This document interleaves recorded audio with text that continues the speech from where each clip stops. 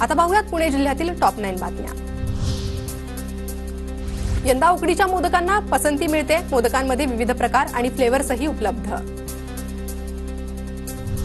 पुण्याच्या स्वारगेट बस स्थानकात गर्दी। गणेशोत्सवानिमित्त गावी जाणाऱ्या चाकरमान्यांची लगबग। गणपतीसाठी भाविक निघाले सातारा कोल्हापूरला। पुण्यात गणेशोत्सवासाठी 10 दिवस जादा बसेसचे नियोजन, तर 10 दिवस पीएमपीची बस सेवा रात्रभर सुरू राहणार। पेण तालुक्यात यावर्षी 34 लाख गणेश मूर्तींची निर्मिती।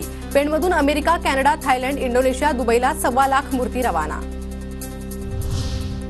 पुणे पीएमपीएलचा रात्रीचा प्रवास 5 रुपयांनी महागला। दुसऱ्या शिफ्ट नंतर धावणाऱ्या बसचा प्रवास महाग, तर रात्री 12 नंतर बसेसमध्ये पास चालणार नाही। पीएमपी प्रशासनाकडून स्पष्ट। पुणे शहरात गणेशोत्सवानिमित्त फुलांच्या मागणीत वाढ। फुलांच्या दरात 15% वाढ। पुणे पीएमआरडीएकडून मेट्रोला नोटीस। माणहिंजवडी ते वाकड दरम्यान रस्त्याची दुरवस्था। 15 दिवसात रस्ते दुरुस्तीचं काम पूर्ण करण्याचे आदेश। पुण्यात रस्ता अडवून गणेश मूर्ती विक्रीचे दुकान थाटणाऱ्या 226 व्यावसायिकांना महापालिकेच्या नोटीस। सर्वाधिक 34 नोटीस सिंहगड क्षेत्रीय कार्यालयाने दिल्या। माजी नगरसेवक वनराज अंदेकर यांची हत्या करण्यासाठी तब्बल 1.5 महिन्यापासून रेकी।